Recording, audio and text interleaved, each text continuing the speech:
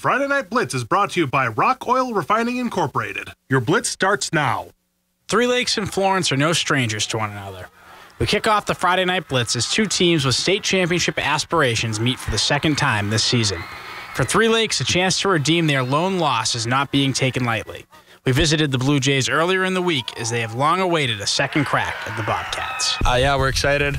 We saw them when they got the 1 seed in the seeding meeting, that us as a 3 seed, we were going to get another crack at some point, assuming we won that first game, and we did. We ended up winning it.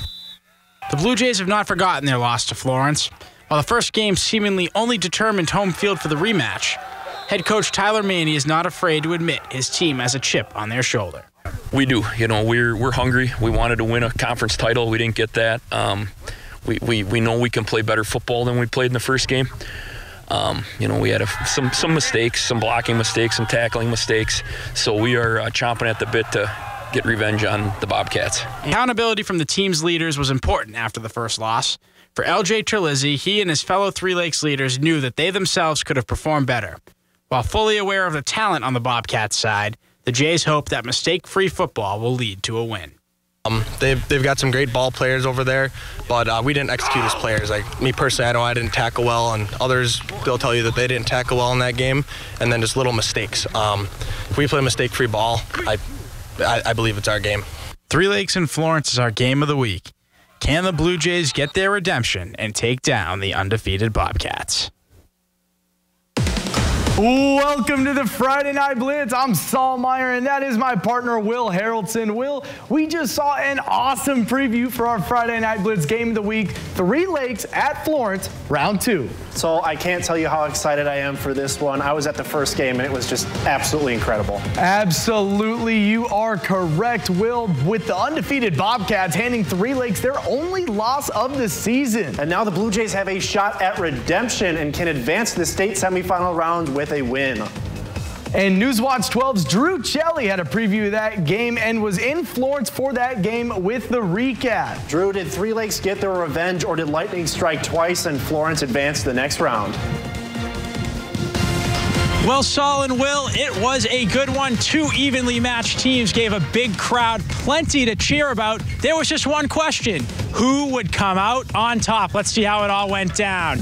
The Blue Jays on the road as they are taking on the Florence Bobcats. We're going to start this one in the second quarter. It's 7-0 Three Lake. Logan Scholes breaks a tackle. He gets into the end zone. Bobcats take an 8-7 lead.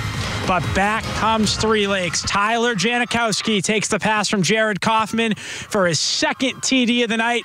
Blue Jays led 13-8 at the half. Florence head coach Kent Wallstrom talked about what makes Janikowski so special. He's the fastest kid in the conference in football and maybe in any sport, and he's the fastest receiver we've played against, and so he's a really good ball player. Second half, Florence up 14-13. William Kelly hits Dustin Williams on the slant for the touchdown. Florence goes ahead 20-13. The senior QB talked to us about the key score. Well, they were sending blitzes on our base 3 all the time, and we knew that if we had a quick slant, that he would have gotten open, and as you seen, it got open and it hit. Florence would step up on defense. They would get one more big stop. The Bobcats would go on to win this one 27-13. It was a big win for Florence. They take down the Blue Jays for the second time this season to advance. Here at Florence High School, I'm Drew Shelley, Newswatch 12. What an awesome game. Those two teams have been battling all season long, and now the Bobcats are one game away from the state title. But what about those other teams?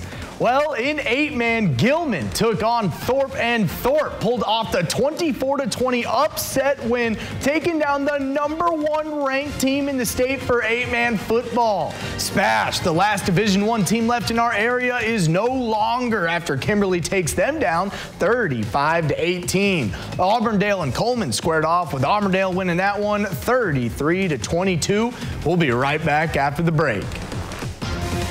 Friday Night Blitz is brought to you by Rock Oil Refining Incorporated. Your Blitz starts now. Welcome back to the Friday Night Blitz. I'm Stallmeyer, and that is Will Haraldson. Will, we already saw how our game of the week played out with Florence winning to advance to the state semifinals for 8-man football.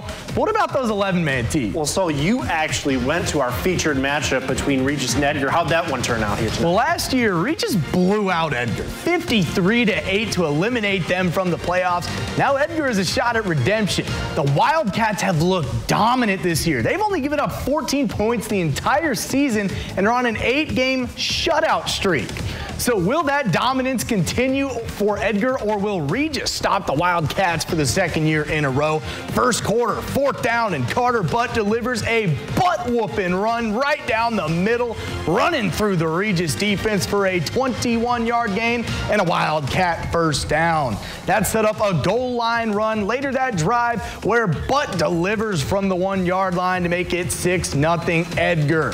Next quarter, did we mention Edgar's defense is good? Well, Regis is trying a halfback pass, and that Wildcat defense picks it off at the 1-yard line, and Edgar is going to go on to win this thing 20-0, and the shutout streak improves to 9 games for the Wildcats. Now let's head over to Stadium Stadium for a matchup between the Somerset Spartans and the GNC champs Mosinee. Here in the first quarter, after a Mosinee 3-and-out, Somerset's quarterback Kane Donnelly is going to keep it on the read option and sprints to the outside, and nobody is going to catch him as he scampers into the end zone and puts the Spartans up 8-0 thanks to a 2-point conversion. After another Mosinee 3-and-out, Somerset gets the ball back, and Donnelly is going to pitch this one on the option, but this one is off target and it hits the turf, and Jackson Lindell is there to recover the football for Mosinee. That ensuing drive, it's Mosinee. It's 1st and goal from the 4, and Gavin Obremski calls his own number, takes this one into the end zone, making the ball game 8-7. It was an explosive offensive game for both teams, and thanks to some late game heroics, Somerset walks off Mosinee 42-40. Now to Medford, where the Raiders hosted the Onalaska Hilltoppers. First quarter, Onalaska with a long drive to start the game. They cap it off with a 15-yard touchdown run here to Brady Coon.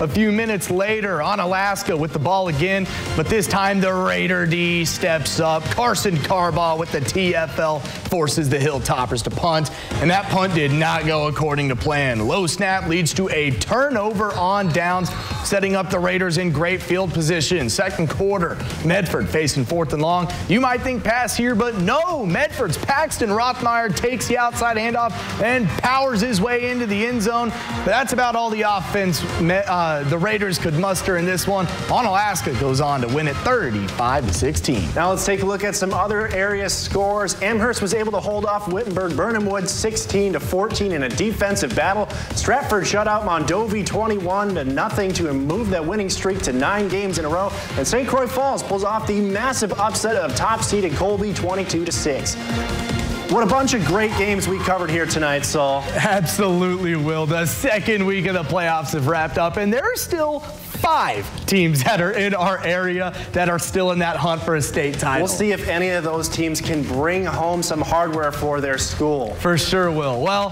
that's all the time we got tonight for the Friday Night Blitz. For Will Haraldson and Drew Kelly out in Florence, I'm Saul Meyer. Thank y'all, and y'all watching at home, have a great night.